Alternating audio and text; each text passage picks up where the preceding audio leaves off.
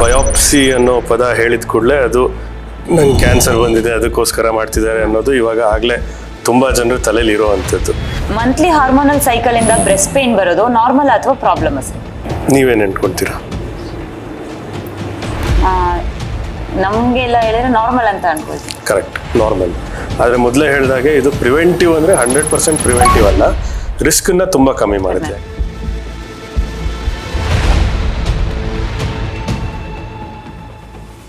ಅಪರೂಪಕ್ಕೆ ಏನಾಗುತ್ತೆ ಕೆಲವೊಂದ್ಸಲ ಈ ಕ್ಯಾನ್ಸರ್ ಕಾಯಿಲೆ ಅಥವಾ ಅದಕ್ಕೆ ಮಾಡಿದಾಗ ಆ ಪ್ಯಾರಾಥೈರಾಯ್ಡ್ ಗ್ರಂಥಿನ ನಾವು ಸೇವ್ ಮಾಡೋಕ್ಕಾಗಲ್ಲ, ಅದನ್ನ ಉಳ್ಸೋಕ್ಕಾಗಲ್ಲ. ನಾವು ಯಾರಿಗಾದರೂ ಸರ್ಜರಿ ಅಂತ ಹೇಳಿದ ಕೂಡಲೇ ಮೊದಲು ಅವ್ರ ತಲೆಯಲ್ಲಿ ಬರೋದೇ. ಅದ್ರ ಜೊತೆಗೆ ಏನಾಗುತ್ತೆ, ಯಾರೋ ಪಕ್ಕದ ಮನೆಯವರು ಅಥವಾ ಫ್ರೆಂಡು 20 ವರ್ಷದ ಹಿಂದೆ ನಮ್ಮ ಅಪ್ಪ ಹಂಗಾಗಿತ್ತು ಅಥವಾ ನಮ್ಮ ಚಿಕ್ಕಮ್ಮ ಹಂಗಾಗಿತ್ತು ಹೋಗ್ಬಿಡ್ತು ಅಂತ ಹೇಳ್ತಾರೆ. ಅದನ್ನ ಕೇಳ್ಬಿಟ್ಟು ಇನ್ನೂ ಭಯ ಶುರು ಆಗುತ್ತೆ. ಪತ್ತೆ ಹಚ್ಚಕ್ಕೆ ಒಂದು ವಿಧಾನ ಅಷ್ಟೇ, ಕ್ಯಾನ್ಸರ್ಗೆ ಮಾತ್ರ ಮಾಡೋದಲ್ಲ, ಎಲ್ಲ ಗಂಟುಗಳಿಗೂ ಇದನ್ನು ಮಾಡ್ತೀವಿ. ಗಂಟ್ಲಲ್ಲಾಗಲಿ ಅಥವಾ ಸ್ತನಗಳಲ್ಲಾಗಲಿ ಗಡ್ಡೆ ಬಂದಿದೆ ಅಂತ ಹೇಳಿದರೆ ಹೆಚ್ಚಿನವ್ರು ಏನು ತಪ್ಪು ಮಾಡ್ತಾರೆ ನಮ್ಮಲ್ಲಿ ಅಂತ ಹೇಳಿದರೆ ಅದರಲ್ಲಿ ಯಾವುದೇ ಥರದ ನೋವಿಲ್ಲ, ಅದರಿಂದ ಏನೂ ತೊಂದರೆ ಆಗಿಲ್ಲ ಅಂತ ಹಾಗೆ ಬಿಡ್ತಾರೆ ಅದನ್ನು. ಇದು ದೊಡ್ಡ ತಪ್ಪು ಮಾಡುವಂಥದ್ದು. ಸಕ್ಸಸ್ಫುಲ್ ಆಗಿ ಈ ಅಡ್ರಿನಲ್ ಸರ್ಜರೀಸ್ನ ಮಾಡ್ಬೋದು. ಇವಾಗ ಅದೇನು ತೊಂದರೆ ಕೊಡ್ತಿಲ್ಲ ಅಂತ ಹಾಗೆ ಬಿಡ್ತಾರೆ. ಅದು ಜಾಸ್ತಿ ಆದಷ್ಟು ಅದರಲ್ಲಿ ಕ್ಯಾನ್ಸರ್ ಬರುವಂಥ ಸಾಧ್ಯತೆ ಜಾಸ್ತಿ ಆಗ್ತಾ ಹೋಗುತ್ತೆ. ಇವತ್ತಿನ ದಿನದಲ್ಲಿ ಥೈರಾಯ್ಡ್ ಸರ್ಜರಿ ಅನ್ನೋದು ತುಂಬ ಸೇಫ್. ಹೆಚ್ಚಿನವರಿಗೆ ಯಾವುದೇ ರೀತಿ ಸಮಸ್ಯೆ ಆಗಲ್ಲ. ಇನ್ಫ್ಯಾಕ್ಟ್ 99% ಆರಾಮಾಗಿ ಅವ್ರ ಧ್ವನಿ ಹೇಗಿತ್ತು ಹಾಗೆ ಮನೆಗೆ ಹೋಗ್ತಾರೆ.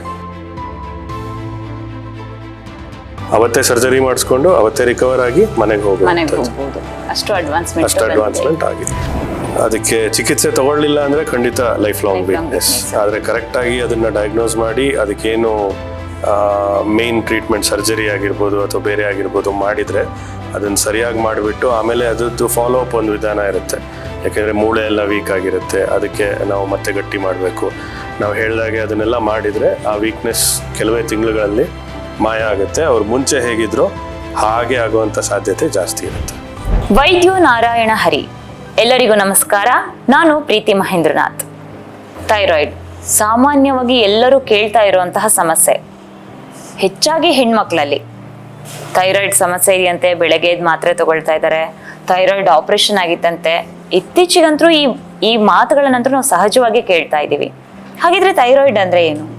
ಈ ಸಮಸ್ಯೆ ಹೇಗೆ ಬರುತ್ತೆ, ಯಾಕೆ ಬರುತ್ತೆ? ಥೈರಾಯ್ಡ್ನ ಕ್ಯೂರ್ ಮಾಡೋದ್ರಲ್ಲಿ ಈಗ ಅಡ್ವಾನ್ಸ್ಮೆಂಟ್ ವೈದ್ಯಕೀಯ ಕ್ಷೇತ್ರದಲ್ಲಿ ಯಾವುದು ಬಂದಿದೆ, ಹಾಗೆ ಇದರ ಜೊತೆಗೆ ಬ್ರೆಸ್ಟ್ ಕ್ಯಾನ್ಸರ್ ಬಗ್ಗೆನೂ ಸಹ ಈ ದಿನ ನಾವು ತಿಳ್ಕೊಳ್ಳೋಣ. ಈ ದಿನ ನಮ್ಮ ಜೊತೆ ಥೈರಾಯ್ಡ್ ಹಾಗೂ ಬ್ರೆಸ್ಟ್ ಕ್ಯಾನ್ಸರ್ ಬಗ್ಗೆ ಸಾಕಷ್ಟು ಮಾಹಿತಿಯನ್ನ ಹಂಚಿಕೊಳ್ಳೋದಕ್ಕೆ ಮ್ಯಾಕ್ಸ್ ಸೂಪರ್ ಸ್ಪೆಷಾಲಿಟಿ ಆಸ್ಪತ್ರೆಯ doctor Shreyamsa Manjunath, consultant endocrine oncoplasty breast surgeon ನಮ್ಮ ಜೊತೆ ಇದ್ದಾರೆ. ಬನ್ನಿ ಅವ್ರನ್ನ ಮ್ಯಾಕ್ಸ್ ಸ್ಪೆಷಲ್ಸ್ ಕಾರ್ಯಕ್ರಮಕ್ಕೆ ಸ್ವಾಗತಿಸೋಣ. ಸರ್, ಮ್ಯಾಕ್ಸ್ ಸ್ಪೆಷಲ್ಸ್ ಪ್ರೋಗ್ರಾಮ್ಗೆ ಬಂದಿದ್ದಕ್ಕೆ ನಿಮಗೆ ಆತ್ಮೀಯ ಸ್ವಾಗತ ಸರ್. ಇಲ್ಲಿ ಕರೆದಿದ್ದಕ್ಕಾಗಿ ನಿಮಗೆ thanks. Thank you sir, thank you so much. Doctor Shreyamsa Manjunath ಅವರ ಕಿರುಪರಿಚಯ ನೋಡೋದಾದ್ರೆ, MBBS ಅನ್ನು ರಾಮಯ್ಯ ಮೆಡಿಕಲ್ ಕಾಲೇಜ್ನಲ್ಲಿ, MS ಜನರಲ್ ಸರ್ಜರಿಯನ್ನ ಕೊಯಂಬತ್ತೂರ್ ಮೆಡಿಕಲ್ ಕಾಲೇಜಿಂದ ಹಾಗೂ MCH endocrine and breast surgery from ಉತ್ತರ ಪ್ರದೇಶದಲ್ಲಿ ಮಾಡಿದ್ದಾರೆ. ಅಷ್ಟೇ ಅಲ್ಲದೆ clinical observership in endocrine oncology from German university ಹಾಗೂ ಬ್ರೆಸ್ಟ್ ಆಂಕಾಲಜಿ ಫ್ರಮ್ ಇಟಲಿಯಿಂದ ಪಡೆದಿದ್ದಾರೆ. ಇನ್ನು ಇವರ ವೃತ್ತಿ ಜೀವನ ನೋಡೋದಾದ್ರೆ, ಕನ್ಸಲ್ಟೆಂಟ್ ಎಂಡೋಕ್ರೈನ್ ಮತ್ತು ಆಂಕೋಪ್ಲಾಸ್ಟಿಕ್ ಬ್ರೆಸ್ಟ್ ಸರ್ಜನ್ ಆಗಿ ಹಾಗೂ ರಿಜಿಸ್ಟರ್ ಆಗಿಯೂ ಸಹ ಕಾರ್ಯನಿರ್ವಹಿಸಿದ್ದಾರೆ. ಅಷ್ಟೇ ಅಲ್ಲದೆ ಅಸಿಸ್ಟೆಂಟ್ ಪ್ರೊಫೆಸರ್ ಆಗಿಯೂ ಸಹ ಕಾರ್ಯನಿರ್ವಹಿಸಿರುವ ಅನುಭವ ಇವರಿಗಿದೆ. ಹಲವಾರು ಅಸೋಸಿಯೇಷನ್ಸ್ಗಳಲ್ಲಿ ಮೆಂಬರ್ಶಿಪ್ ಸಹ ಹೊಂದಿದ್ದಾರೆ. ಇನ್ನು ಇವರ ಸ್ಪೆಷಲೈಸೇಷನ್ಸ್ ನೋಡೋದಾದ್ರೆ, endoscopic thyroidectomy, neck endocrine malignancies, adrenal tumours, breast surgery. ಇವರ ಹಲವಾರು ಜರ್ನಲ್ಸ್ ಮತ್ತು ರಿಸರ್ಚ್ ವರ್ಕ್ಗಳು ಪಬ್ಲಿಕೇಶನ್ಸ್ ಸಹ ಆಗಿದೆ. ಅಷ್ಟೇ ಅಲ್ಲದೆ ನ್ಯಾಷನಲ್ ಅಂಡ್ ಇಂಟರ್ನ್ಯಾಷನಲ್ ಕಾನ್ಫರೆನ್ಸ್ಗಳಲ್ಲಿ ಪ್ರೆಸೆಂಟೇಷನ್ಸ್ ಸಹ ಕೊಟ್ಟಿದ್ದಾರೆ. ಯಂಗ್ ಇನ್ವೆಸ್ಟಿಗೇಟರ್ ಅವಾರ್ಡ್ ಸೇರಿದಂತೆ ಹಲವಾರು ಪ್ರಶಸ್ತಿಗಳು ಶ್ರೇಯಾಂಸ ಮಂಜುನಾಥ್ ಅವರಿಗೆ ಲಭಿಸಿವೆ. ಸರ್, ಇತ್ತೀಚಿನ ದಿನಗಳಲ್ಲಿ ಥೈರಾಯ್ಡ್ ಸಮಸ್ಯೆ ಮತ್ತೆ ಕ್ಯಾನ್ಸರ್ ಸಮಸ್ಯೆ ಹೆಣ್ಮಕ್ಳಲ್ಲಿ ಜಾಸ್ತಿ ಆಗ್ತಾ ಇದೆ. ಆ ಬಗ್ಗೆ ಒಂದಿಷ್ಟು ಗೊಂದಲಗಳು ಸಹ ಇದಾವೆ. ಆ ಬಗ್ಗೆ ನಾವು ಈ ದಿನ ಡಿಸ್ಕಷನ್ ಮಾಡೋಣ. ಏನು ಪರಿಹಾರ ಇದೆ, ಯಾವ ಥರ ಟೆಕ್ನಾಲಜೀಸ್ ಇಂಪ್ರೂವ್ ಆಗಿದೆ ಮೆಡಿಕಲ್ ಫೀಲ್ಡಲ್ಲಿ, ಯಾವುದೆಲ್ಲ ಹೊಸ ಆವಿಷ್ಕಾರಗಳಾಗಿದೆ, ಪ್ರಾಬ್ಲಮ್ಸ್ ಯಾಕೆ ಬರ್ತಾ ಇದೆ ಅನ್ನೋ ಒಂದಿಷ್ಟು ಮಾಹಿತಿಗಳನ್ನ ನೀವು ನಮ್ಮ ಜೊತೆ ಹಂಚ್ಕೋಬೇಕು ಅಂತ ನಾವು ಕೇಳ್ಕೊಳ್ತೀವಿ ಸರ್. ಖಂಡಿತ. ಮೊದಲನೆಯದಾಗಿ ಸರ್, ಥೈರಾಯ್ಡ್ ಅಥವಾ ಪ್ಯಾರಾಥೈರಾಯ್ಡ್ ಶಸ್ತ್ರಚಿಕಿತ್ಸೆ ನಂತರ ರೋಗಿಗಳಿಗೆ ಟೆಂಪ್ರವರಿ ಡಿಸ್ಕಂಫರ್ಟ್ ಅಥವಾ ನಮ್ನೆಸ್ ಆಗುತ್ತೆ. ಇದು ಜನರಲ್ಲ ಅಥವಾ ಆಗಿದ್ರೆ ಈ ಲಕ್ಷಣಗಳು ಎಷ್ಟು ದಿನಗಳ ನಂತರ ಸರಿ ಹೋಗುತ್ತೆ? ಈ ಥೈರಾಯ್ಡ್ ಮತ್ತು ಪ್ಯಾರಾಥೈರಾಯ್ಡ್ ಸರ್ಜರಿ ನಂತರ ಏನು ನಮ್ನೆಸ್ ಅಂತ ಆಗುತ್ತಲ್ಲ, ಅದು 2 ರೀತಿದಾಗಿರುತ್ತೆ. ಒಂದು ಟೆಂಪರರಿ, ಒಂದು ಪರ್ಮನೆಂಟ್. ಇದಾಗೋದು ಯಾವುದರಿಂದ ಅಂತ ಹೇಳಿದರೆ ದೇಹದಲ್ಲಿ ಕ್ಯಾಲ್ಸಿಯಂ ಪ್ರಮಾಣ ಕಮ್ಮಿ ಆಗೋದ್ರಿಂದ. ಇದು ಮುಂಚೆ ತುಂಬ ಇರೋದು, ಆದರೆ ಇವಾಗ ನಾವು ಮಾಡೋ ಸರ್ಜರಿಯಿಂದ ಈ ಥರ ಆಗೋ ಚಾನ್ಸಸ್ ತುಂಬ ಕಮ್ಮಿ. ಆದರೂ ಕಮ್ಮಿ ಅಂತ ಹೇಳಿದ್ರೆ 0 ಅಂತಲ್ಲ, ಕೆಲವರಿಗೆ ಆಗುತ್ತೆ. ಅದು ನಾ ಹೇಳಿದಾಗೆ ಟೆಂಪರರಿ ಅಥವಾ ಪರ್ಮನೆಂಟ್ ಅಂತ ಇರ್ಬೋದು. ಟೆಂಪರರಿ ಜಾಸ್ತಿ, ನಾವೇನು ಹೈ ವಾಲ್ಯೂಮ್ ಸರ್ಜನ್ಸ್ ಅಂತ ಹೇಳ್ತೀವಿ, ಅಂದರೆ ಈ ಸರ್ಜರಿಗಳನ್ನೇ ಮಾಡೋವಂಥವ್ರು, ಅವ್ರ ಕೈಯಲ್ಲಿ ಇದು ತುಂಬ ಕಮ್ಮಿ ಆಗುವಂಥದ್ದು. ಆದ್ರೂ ಟೆಂಪರರಿ, ಕೆಲವೊಂದು ದಿನಗಳಲ್ಲಿ, ಒಂದು 2-3 ದಿನದಲ್ಲಿ ಸರಿ ಆಗುವಂಥದ್ದು. ಅಪರೂಪಕ್ಕೆ ಏನಾಗುತ್ತೆ, ಕೆಲವೊಂದು ಸಲ ಈ ಕ್ಯಾನ್ಸರ್ ಕಾಯಿಲೆ ಅಥವಾ ಅದಕ್ಕೆ ಮಾಡಿದಾಗ ಆ ಪ್ಯಾರಾಥೈರಾಯ್ಡ್ ಗ್ರಂಥಿನ ನಾವು ಸೇವ್ ಮಾಡೋಕ್ಕಾಗಲ್ಲ, ಅದನ್ನ ಉಳ್ಸೋಕ್ಕಾಗಲ್ಲ. ಅಂಥ ಸಂದರ್ಭದಲ್ಲಿ ಪರ್ಮನೆಂಟ್ ಆಗೋ ಚಾನ್ಸಸ್ ಇರುತ್ತೆ. ಹಾಗೆ ಸರ್, ಇತ್ತೀಚೆಗೆ ಥೈರಾಯ್ಡ್ ಕ್ಯಾನ್ಸರ್ಗೆ ಸ್ಕಾರ್ಲೆಸ್ ಸರ್ಜರಿ ಅಂತ ನಾವು ಕೇಳ್ತಾ ಇದೀವಿ, ಟ್ರಾನ್ಸ್ಓರಲ್ ಎಂಡೋಸ್ಕೋಪಿಕ್ ಥೈರಾಯ್ಡಕ್ಟಮಿ. ಈ ವಿಧಾನದ ಬಗ್ಗೆ ಹೆಚ್ಚು ಕೇಳ್ತಾ ಇದೀವಿ. ಈ ಶಸ್ತ್ರಚಿಕಿತ್ಸೆಯಲ್ಲಿ ಕತ್ತಿನ ಮೇಲೆ ಗಾಯದ ಗುರುತು ಇಲ್ಲದಿರದಂತೆ ಹೇಗೆ ಕಾರ್ಯನಿರ್ವಹಿಸುತ್ತೆ ಸರ್? ಇದು ಎಂಡೋಸ್ಕೋಪಿಕ್ ಸರ್ಜರಿ ಅಂತ ಏನು ಮುಂಚೆ ಹೊಟ್ಟೆಲಿ ಮಾತ್ರ ಮಾಡ್ತಿದ್ರು, ಅಂದರೆ ಕೀ ಹೋಲ್ ಸರ್ಜರಿ ಅಂತ ನೀವು ಕಾಮನ್ ಆಗಿ ಕೇಳಿರ್ತೀರ. ಅದೇ ಪ್ರಿನ್ಸಿಪಲ್ನ ಉಪಯೋಗಿಸ್ಬಿಟ್ಟು ಸ್ಕಾರ್ಲೆಸ್, ಇದು ಸರ್ಜರಿ ಮಾಡೋವಂಥದ್ದೇ ಕುತ್ತಿಗೆ ಮೇಲೆ ಗಾಯದ ಕಲೆ ಕಾಣಬಾರ್ದು ಅಂತ. ಸೊ ಹಾಗೆ ನೋಡಿದರೆ ಇಡೀ ದೇಹದಲ್ಲಿ ಕಂಪ್ಲೀಟ್ಲಿ ಸ್ಕಾರ್ಲೆಸ್ ಅಂತ ಇರೋದು ಇದೊಂದು ಸರ್ಜರಿ ಮಾತ್ರ. ಯಾಕೆ ಅಂದರೆ ಇದು ಹೆಸರೇ ಹೇಳೋ ಹಾಗೆ ಟ್ರಾನ್ಸ್ ಓರಲ್ ಅಂದರೆ ಬಾಯಿಂದ, ಎಂಡೋಸ್ಕೋಪಿಕ್ ಥೈರಾಯ್ಡೆಕ್ಟಮಿ ವೆಸ್ಟಿಬ್ಯುಲರ್ ಅಪ್ರೋಚ್ ಅಂತ. ವೆಸ್ಟಿಬ್ಯೂಲ್ ಅಂದರೆ ನಮ್ಮ ವಸಡು ಮತ್ತು ಕೆಳಗಿನ ತುಟಿ ಮಧ್ಯೆ ಏನು ಜಾಗ ಇರುತ್ತೆ ಅದು. ಆ ಜಾಗದಿಂದ ಕೀಹೋಲ್ ಅಷ್ಟು ದೊಡ್ಡದೊಂದು ಇನ್ಸಿಷನ್ ಹಾಕಿಬಿಟ್ಟು ಅಲ್ಲಿ ಎಂಡೋಸ್ಕೋಪನ್ನ ಹಾಕಿ ಚರ್ಮದ ಕೆಳಗಡೆಯಿಂದ ಅದನ್ನ ಇಲ್ಲಿಗೆ ತೊಗೊಂಬಂದ್ಬಿಟ್ಟು ಇಲ್ಲಿಂದ ಥೈರಾಯ್ಡ್ನ ತೆಗೆಯುವಂಥದ್ದೊಂದು ವಿಧಾನ. ಸೊ ಹಾಗಿರೋದ್ರಿಂದ ಅದು ಬಾಯಿಯೊಳಗಾಗೋ ಗಾಯ ತಾನಾಗೆ ಗುಣ ಆಗುತ್ತೆ. ಎಲ್ಲೂ ಕೂಡ ಯಾವುದೇ ರೀತಿ ಮಾರ್ಕ್ ಕಾಣೋದಿಲ್ಲ, ಗುರುತು ಕಾಣಲ್ಲ. ಸೊ ಮಾಡಿಸ್ಕೊಂಡವರಿಗೆ ಆಲ್ಮೋಸ್ಟ್ ಸರ್ಜರಿ ಆಗಿದೆ ಅಂತಾನೆ ಗೊತ್ತಾಗೋದಿಲ್ಲ. ಇದ್ರದ್ದು ಸಕ್ಸಸ್ ರೇಟ್ ಹೇಗಿದೆ ಸರ್ ಇವಾಗ? ಚೆನ್ನಾಗಿ ಮಾಡಿದ್ರೆ 100%. ಈಗ ಪ್ಯಾರಾಥೈರಾಯ್ಡ್ ಗ್ರಂಥಿಯಲ್ಲಿ ಕ್ಯಾಲ್ಸಿಯಂ ಮಟ್ಟ ಜಾಸ್ತಿ ಆದ್ರೆ ಅದಕ್ಕೆ ಸರ್ಜರಿನೇ ಅಲ್ಟಿಮೇಟ್ ಗೋಲಾ ಸರ್? ಸರ್ಜರಿನೇ ಅಲ್ಟಿಮೇಟ್ ಅಂತ ಹೇಳಕ್ಕಾಗಲ್ಲ, ಅದು ಅದರಲ್ಲೂ ಕೆಲವೊಂದು ವಿಷಯಗಳನ್ನು ನೋಡ್ಕೋಬೇಕಾಗತ್ತೆ. ಆದರೆ ಪ್ಯಾರಾಥೈರಾಯ್ಡ್ ಗ್ರಂಥಿ ಅವಶ್ಯಕತೆಗಿಂತ ಜಾಸ್ತಿ ಕೆಲಸ ಮಾಡಿದಾಗ ರಕ್ತದಲ್ಲಿ ಕ್ಯಾಲ್ಸಿಯಂ ಮಟ್ಟ ಏನಾಗುತ್ತೆ, ಅಪಾಯಕಾರಿ ಲೆವೆಲಿಗೆ ಹೋಗುತ್ತೆ. ಅದನ್ನು ನಾವು ಬೇಗ ಕಮ್ಮಿ ಮಾಡಬೇಕು, ಸರಿಯಾದ ರೀತಿಲಿ ಕಮ್ಮಿ ಮಾಡಬೇಕು ಅಂದರೆ ಅದಕ್ಕೆ ಇರುವಂಥ ಒಂದು ಮುಖ್ಯವಾದ ವಿಧಾನ ಅಂತ ಹೇಳಿದರೆ ಸರ್ಜರಿ ಆಗುತ್ತೆ. ಅದು ಬಿಟ್ಟು ಬೇರೆ ಕಂಡೀಷನ್ಗಳಲ್ಲಿ, ಈಗ ಕೆಲವೊಂದು ಸಲ ಏನಾಗುತ್ತೆ, ತುಂಬ ವೀಕ್ ಆಗಿರ್ತಾರೆ, ಅವರಿಗೆ ಸರ್ಜರಿ ಮಾಡೋಕ್ಕೆ ಸಾಧ್ಯ ಇರಲ್ಲ. ಅಂಥವರಿಗೆ ಕ್ಯಾಲ್ಸಿಮೈಮೆಟಿಕ್ಸ್ ಅಂತ, ಅಂದರೆ ಕ್ಯಾಲ್ಸಿಯಂ ಥರ ಹೋಗ್ಬಿಟ್ಟು ಅದ್ರ ಕೆಲಸ ಮಾಡೋ ರೀತಿನೇ ಮಾಡಿಬಿಟ್ಟು ಎಫೆಕ್ಟ್ ಬರದೇ ಇರೋ ಹಾಗೆ ಇರುವಂಥ ಔಷಧಿಗಳು ಇದ್ದಾವೆ. ಆದರೆ ಇವೆಲ್ಲ ಒಂಥರ ಟೆಂಪರರಿ, ಸದ್ಯದ ಮಟ್ಟಿಗೆ ಏನಾದರೂ ಒಂದು ರಿಲೀಫ್ ಸಿಗಲಿ ಅಂತ ಕೊಡುವಂಥ ಔಷಧಿಗಳು. ಪರ್ಮನೆಂಟ್ ಕ್ಯೂರ್ ಅಂತ ಇರೋದು ಸರ್ಜರಿ ಮಾತ್ರ. ಈಗ ಸರ್, ಜನರಲ್ ಆಗಿ ಥೈರಾಯ್ಡ್ ಸರ್ಜರಿ ಮಾಡಿಸಿದ್ರೆ ವಾಯ್ಸ್ ಬಾಕ್ಸ್ ನರ್ವ್ಗಳಿಗೆ ತೊಂದರೆ ಆಗುತ್ತೆ ಅನ್ನೋ ಕಾನ್ಸೆಪ್ಟ್ ಇದೆ, ಮಾತಾಡ್ತಾರೆ. ಈ ಬಗ್ಗೆ ನೀವೇನು ಹೇಳ್ತೀರಾ? ಇದು ಸರ್ವೇ ಸಾಮಾನ್ಯ. ನಾವು ಯಾರಿಗಾದರೂ ಸರ್ಜರಿ ಅಂತ ಹೇಳಿದ ಕೂಡಲೇ ಮೊದಲು ಅವ್ರ ತಲೆಯಲ್ಲಿ ಬರೋದೇ. ಅದ್ರ ಜೊತೆಗೆ ಏನಾಗುತ್ತೆ, ಯಾರೋ ಪಕ್ಕದ ಮನೆಯವರು ಅಥವಾ ಫ್ರೆಂಡು 20 ವರ್ಷದ ಹಿಂದೆ ನಮ್ಮ ಅಪ್ಪ ಹಂಗಾಗಿತ್ತು ಅಥವಾ ನಮ್ಮ ಚಿಕ್ಕಮ್ಮ ಹಂಗಾಗಿತ್ತು ಹೋಗ್ಬಿಡ್ತು ಅಂತ ಹೇಳ್ತಾರೆ. ಅದನ್ನು ಕೇಳ್ಬಿಟ್ಟು ಇನ್ನೂ ಭಯ ಶುರು ಆಗುತ್ತೆ. ಆದರೆ ನಾನು ಮೊದಲೇ ಹೇಳ್ದ ಹಾಗೆ ಹೈ ವಾಲ್ಯೂಮ್ ಸರ್ಜನ್ಸ್, ಅಂದರೆ ಥೈರಾಯ್ಡ್ ಮತ್ತು ಪ್ಯಾರಾಥೈರಾಯ್ಡ್ ಸರ್ಜರಿನೇ ಮಾಡೋವಂಥವ್ರು ತುಂಬ ಇದರಲ್ಲಿ ನಾವು ಟ್ರೈನಿಂಗ್ ತುಂಬ ಆಗಿರುತ್ತೆ. ಅದು ಧ್ವನಿ ನರನ ಹೇಗೆ ಕಾಪಾಡಬೇಕು, ಹೇಗೆ ಡ್ಯಾಮೇಜ್ ಮಾಡ್ದಂಗೆ ಸರ್ಜರಿ ಮಾಡಬೇಕು, ಇದೆಲ್ಲ ಸರಿಯಾದ ರೀತಿಲಿ ನೋಡ್ಕೊಂಡು ಮಾಡ್ತೀವಿ. ಸೊ ಈ ಥರ ಮಾಡಿದಾಗ ಆ ಥರ ಆಗೋ ಸಾಧ್ಯತೆಗಳು ತುಂಬ ಕಮ್ಮಿ. ಸ್ಟ್ಯಾಟಿಸ್ಟಿಕ್ಸ್, ವರ್ಲ್ಡ್ ವೈಡ್ ಸ್ಟ್ಯಾಟಿಸ್ಟಿಕ್ಸ್ ತೊಗೊಂಡು ನೋಡಿದಾಗ ಹೈ ವಾಲ್ಯೂಮ್ ಥೈರಾಯ್ಡ್ ಸರ್ಜನ್ಸ್, ಅಂದರೆ ವರ್ಷಕ್ಕೆ 80ಕ್ಕಿಂತ ಜಾಸ್ತಿ ಥೈರಾಯ್ಡ್ ಸರ್ಜರೀಸ್ ಮಾಡೋವಂಥವ್ರು ಮಾಡಿದಾಗ ಧ್ವನಿ ಪೆಟ್ಟಿಗೆಗೆ ಡ್ಯಾಮೇಜ್ ಆಗಿ ಪರ್ಮನೆಂಟ್ ಆಗಿ ಧ್ವನಿ ಹೋಗುವಂಥ ಸಾಧ್ಯತೆ ಅಥವಾ ಹಾಳಾಗುವಂಥ ಸಾಧ್ಯತೆ 0.1%ಗಿಂತ ಕಮ್ಮಿ. ಅಂದರೆ 1000ದಲ್ಲಿ ಎಲ್ಲೋ ಒಬ್ಬರಿಗೆ ಆಗಬಹುದು ಅಷ್ಟೇ, ಆಗಬಹುದು, ಆಗಲೇಬೇಕು ಅಂತ ಇಲ್ಲ. ಇದರೊಟ್ಟಿಗೆ ಬೇರೆ ಬೇರೆ ಕಾರಣ ಇರುತ್ತೆ. ಈಗ ಕ್ಯಾನ್ಸರ್ ತುಂಬ ಕೆಟ್ಟದಾಗಿ ಬೆಳೆದಿರುತ್ತೆ, ಅದು ಬೆಳಿತಾನೆ ಧ್ವನಿ ನರದ ಸುತ್ತ ಬೆಳೆದಿರುತ್ತೆ, ಅದನ್ನ ಇನ್ವಾಲ್ವ್ ಮಾಡ್ಕೊಂಡ್ಬಿಟ್ಟಿರುತ್ತೆ. ಅಂಥ ಸಂದರ್ಭದಲ್ಲಿ ಅದನ್ನ ಉಳ್ಸೋಕ್ಕಾಗಲ್ಲ. ಅಂಥ ಸಂದರ್ಭದಲ್ಲಿ ಧ್ವನಿ ಪರ್ಮನೆಂಟ್ ಆಗಿ ಡ್ಯಾಮೇಜ್ ಆಗುವಂಥ ಸಾಧ್ಯತೆಗಳು ಜಾಸ್ತಿ ಆಗಿರುತ್ತೆ. ಆದರೆ ಶಸ್ತ್ರಚಿಕಿತ್ಸೆಯಿಂದ, ಸರ್ಜರಿಯಿಂದ ಆಗುವಂಥ ಸಾಧ್ಯತೆ ಇವತ್ತಿನ ದಿನದಲ್ಲಿ ತುಂಬಾನೇ ಕಮ್ಮಿ. ಈಗ ಬ್ರೆಸ್ಟ್ ಕ್ಯಾನ್ಸರ್ಗೆ ಬಂದರೆ ಸರ್, ಒಂದ್ಸರಿ ಬ್ರೆಸ್ಟ್ ಕ್ಯಾನ್ಸರ್ ಆದಮೇಲೆ ಅದು ಪುನರ್ರಚನೆ ಶಸ್ತ್ರಚಿಕಿತ್ಸೆ ಮಾಡಲಿಕ್ಕೆ ಯಾವಾಗ ಮಾಡ್ಬೋದು, ಎಷ್ಟು ದಿನ ಟೈಮ್ ತಗೊಳುತ್ತೆ, ಅದು ರಿಕವರಿ ಆಗಲಿಕ್ಕೆ ಏನು ಸಮಯ ಬೇಕಾಗುತ್ತೆ ಸರ್? ಇದು ಒಂದು ಇವತ್ತಿನ ಮೆಡಿಕಲ್ ಟೆಕ್ನಾಲಜಿ, ಸರ್ಜಿಕಲ್ ಟೆಕ್ನಾಲಜಿ ಎಷ್ಟು ಮುಂದುವರೆದಿದೆ ಅಂತ ಹೇಳಕ್ಕೆ ಇದು ಒಂದು ಉದಾಹರಣೆ. ಈ ಪುನರ್ನಿರ್ಮಾಣ ಅಂದರೆ ಪ್ಲಾಸ್ಟಿಕ್ ಸರ್ಜರಿ, ರೀಕನ್ಸ್ಟ್ರಕ್ಟಿವ್ ಸರ್ಜರಿ ಅಂತ ಏನು ಹೇಳ್ತೀವಿ, ಅದು ಈ ಕಡೆಯಿಂದ ಕ್ಯಾನ್ಸರ್ ತೆಗಿತಿದ್ದ ಹಾಗೆ ಅಲ್ಲಿ ಹಾಗೆ ಇರೋ ಹಾಗೆ ಮಾಡುವಂಥ ವಿಧಾನಗಳು ಇದಾವೆ. ಇವಾಗ ಮುಂಚೆ ಆದರೆ ಅದು ತೆಗೆದುಬಿಟ್ಟು ಸ್ವಲ್ಪ ದಿನ ಗಾಯ ವಾಸಿಯಾಗಕ್ಕೆ ಬಿಟ್ಟು ಬೇರೆ ಈ ಕೀಮೊಥೆರಪಿ, ರೇಡಿಯೇಷನ್ ಎಲ್ಲ ಕೊಟ್ಟು ಆಮೇಲೆ ಮಾಡ್ತಾಯಿದ್ರು. ಆದರೆ ಇವಾಗ ಅದೇ ಸಿಟ್ಟಿಂಗಲ್ಲಿ ಒಂದು ಕಡೆಯಿಂದ ತೆಗೆದುಬಿಟ್ಟು ಇನ್ನೊಂದು ಕಡೆಯಿಂದ ಮಾಡೋವಂಥ ಟೆಕ್ನಾಲಜಿ ಇದೆ, ಟೆಕ್ನಿಕ್ಸ್ ಇದೆ ಇವಾಗ. ಸೊ ಅದು ಒಂದೇ ಸಲ ಆಗೋಗುತ್ತೆ. ಕೆಲವೊಂದು ಸಲ ಮಾತ್ರ ಸ್ಟೇಜ್ ಸರ್ಜರಿ ಅಂತ ಬೇರೆ ಬೇರೆ ಕಾರಣಗಳಿಂದ ಮಾಡ್ತೀವಿ. ಬಟ್ ಹೆಚ್ಚಿನ ರೋಗಿಗಳಿಗೆ ನಾವು ಅದೇ ಸಿಟ್ಟಿಂಗಲ್ಲೇ ಮಾಡುವಂಥದ್ದು. ಅದಕ್ಕೆ ರೀಕನ್ಸ್ಟ್ರಕ್ಟಿವ್ ಸರ್ಜರಿನೂ ಆಗುತ್ತೆ. ಆದಷ್ಟು ಹೇಗಿತ್ತು ಹಾಗೆ ಮತ್ತೆ ಮಾಡುವಂಥ ಪ್ರಯತ್ನ ಮಾಡ್ತೀವಿ. ಇವಾಗ ಅಡ್ರಿನಲ್ ಗ್ರಂಥಿಯ ಗಡ್ಡೆಗಳನ್ನ ತೆಗೆದುಹಾಕೋದು ರೋಬೋಟಿಕ್ ಸರ್ಜರಿ ಅಥವಾ ಕೀಹೋಲ್ ಸರ್ಜರಿಲಿ ಯಾವ ವಿಧಾನಗಳು ಸಹಾಯ ಮಾಡುತ್ತೆ, ಮತ್ತೆ ಸಕ್ಸಸ್ ರೇಟ್ ಎಷ್ಟಿದೆ ಇದರದ್ದು? ಇದು ಕೂಡ ಹಾಗೆ. ಮುಂಚೆ ಈ ಅಡ್ರಿನಲ್ ಅನ್ನೋದು ತುಂಬ ಒಂದು ಇಂಟ್ರೆಸ್ಟಿಂಗ್ ಅಂಗ ಅಂತ ಹೇಳ್ಬೋದು. ಯಾಕೆಂದರೆ ಇದು ನಮ್ಮ ಹೊಟ್ಟೆ ಒಳಗೆ ಒಂದು ಮೂಲೆಯಲ್ಲಿ ಕೂತಿರುತ್ತೆ. ಅದನ್ನು ಹೊಟ್ಟೆ ಮೂಲಕ ಹೋಗಿ ಮುಂಚೆ ಮಾಡ್ತಿದ್ದ ಹಾಗೆ ಕನ್ವೆನ್ಷನಲ್ ಸರ್ಜರಿಲಿ ಹೋಗಿ ತೆಗೆಯುವಂಥದ್ದು ತುಂಬ ಕಷ್ಟಕರ. ಇವಾಗ ಇದು ಕೀಹೋಲ್ ಸರ್ಜರಿ ಅನ್ನೋದು ಅದಕ್ಕೂ ಕೂಡ ನಾವು ಉಪಯೋಗಿಸ್ತೀವಿ. ಅದರಲ್ಲೂ ಕೂಡ ಅದು ಎಲ್ಲಿರುತ್ತೋ ಅಲ್ಲೇ ಹೋಗ್ಬಿಟ್ಟು ಹುಡುಕುವಂಥದ್ದು. ಇದಕ್ಕೆ ರೆಟ್ರೋಪೆರಿಟೋನಿಯೋಸ್ಕೋಪಿಕ್ ಅಡ್ರಿನಲೆಕ್ಟಮಿ ಅಂತ ಹೇಳ್ತೀವಿ. ನೀವು ಕೇಳಿರ್ತೀರಾ ಲ್ಯಾಪ್ರೋಸ್ಕೋಪಿ ಅಂತ. ಲ್ಯಾಪ್ರೋಸ್ಕೋಪಿ ಅಂದರೆ ಏನು? ಮುಂದ್ಗಡೆಯಿಂದ, ಹೊಟ್ಟೆ ಮುಂದ್ಗಡೆಯಿಂದ ಕೀಹೋಲ್ ಸರ್ಜರಿ ಮಾಡೋದು. ಆದರೆ ನಾನು ಹೇಳಿದಾಗ ಈ ಅಡ್ರಿನಲ್ ಗ್ರಂಥಿ ಅನ್ನೋದು ಕಿಡ್ನಿ ಮೇಲೆ ಕೂತಿರುತ್ತೆ. ಸೊ ಅದು ಆಲ್ಮೋಸ್ಟ್ ಹಿಂದ್ಗಡೆ, ಈ ಹೊಟ್ಟೆನ ನಾವು ಒಂದು ರೂಮ್ ಅಂತ ಅಂದ್ಕೊಂಡ್ರೆ ಹಿಂದ್ಗಡೆ ಗೋಡೆ ಹತ್ರ ಅದಿರುತ್ತೆ.